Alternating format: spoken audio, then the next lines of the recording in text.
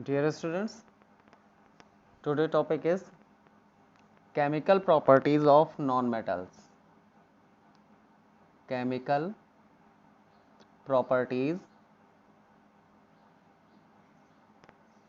of non-metals.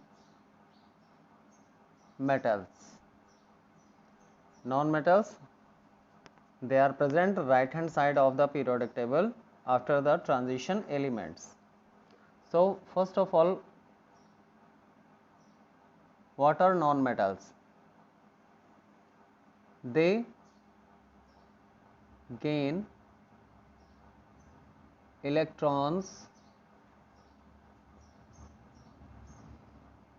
to complete their octet, that is 8 electron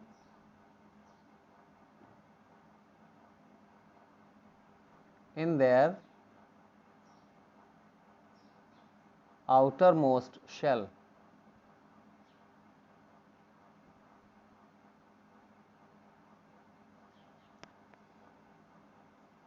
And becomes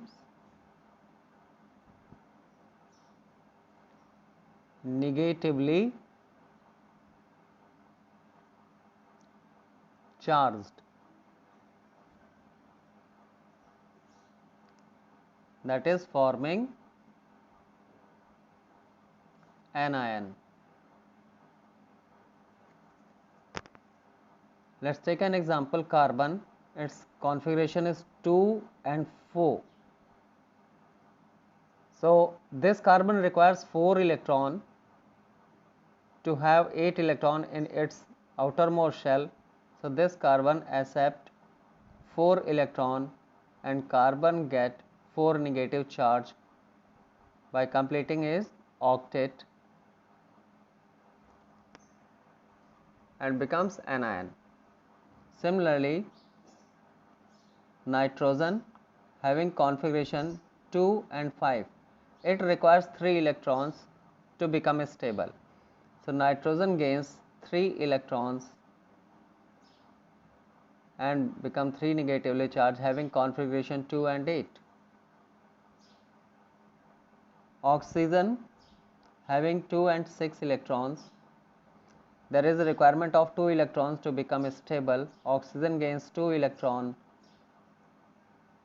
having configuration 2 and 8, 2 negative charge. Let's take another example of fluorine. 2 and 7, it requires 1 electron to become stable. Then fluorine having 1 negative charge with the configuration of 2 and 8.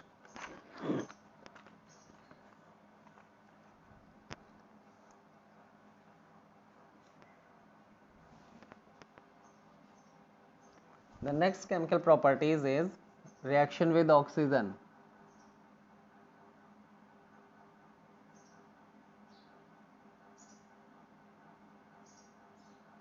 Reaction with oxygen. Non-metallic oxides are formed, and non-metallic oxides are acidic in nature. Let's take an example. Non-metal, oxygen, non-metallic oxide.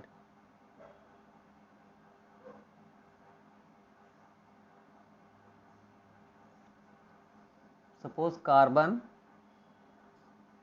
when it burns in oxygen, this will give you carbon dioxide. Sulfur,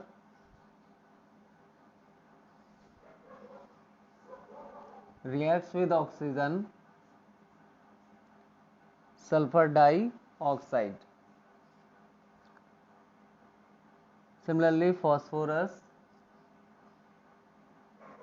reacts with oxygen to give phosphorus pentaoxide. It is a dimeric form. This can be written as P2O5 also.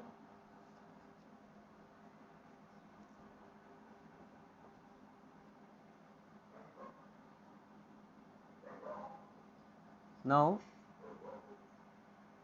sulfur dioxide can again get oxidized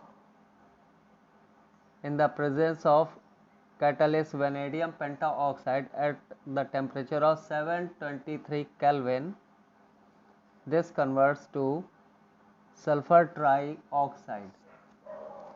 As we already discussed that they are acidic in nature, so let's have an example which proves the acidic nature of non-metallic oxides.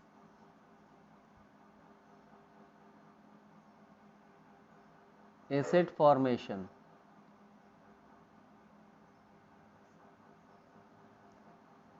Carbon dioxide, the first one, reacts with water.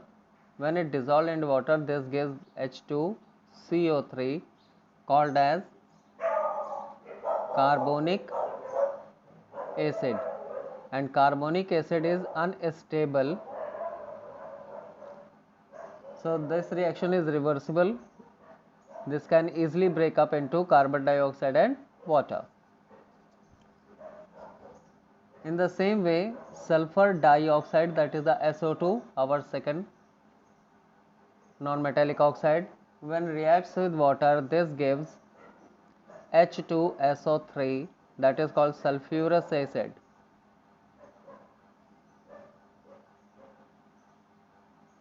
Sulfurous acid. Let's take third one. P4O10 phosphorus pentaoxide on reaction with water gives phosphoric acid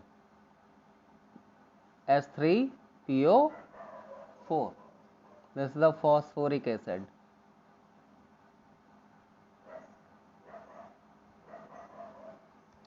The next example of sulfur trioxide, SO3 when dissolved in water can give H2SO4, that is the sulfuric acid. So in this way we can say that non-metallic oxides are acidic in nature because when they get dissolved in water they give acids. The next heading is reaction with acids.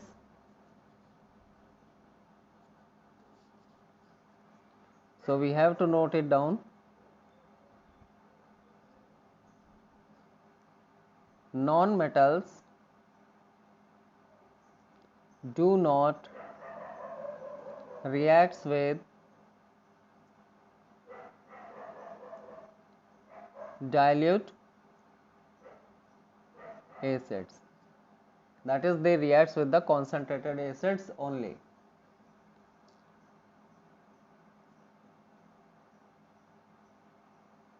But reacts with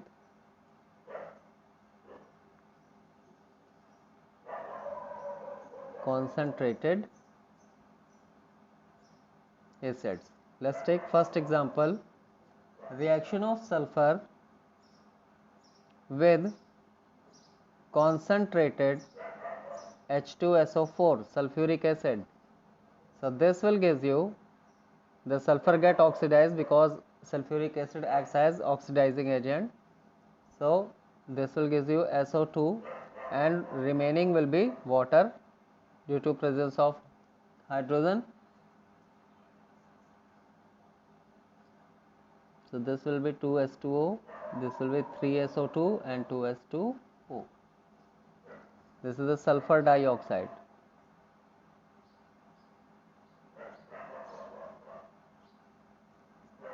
The next is when sulfur reacts with concentrated nitric acid, that is HNO3. So this will, nitric acid is also an oxidizing agent. This oxidizes the sulfur. So this will gives sulfuric acid. This breaks up into water, H2O and NO2. Now only reaction have to be balanced. There are 6 nitrogens, so we have to place 6 here, and 2 hydrogen are here, remaining is 4, so we have to place 2 here. Now the reaction is balanced. So nitric acid on reaction with sulfur get converted into sulfuric acid, water and nitrogen dioxide. Similarly, phosphorus reacts with nitric acid, that is a concentrated,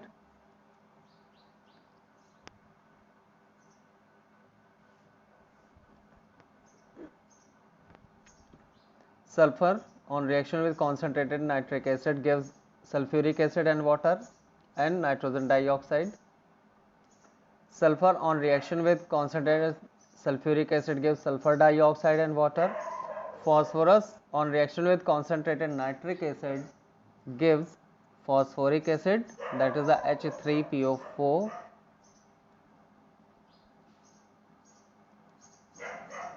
NO2 and remaining amount of water.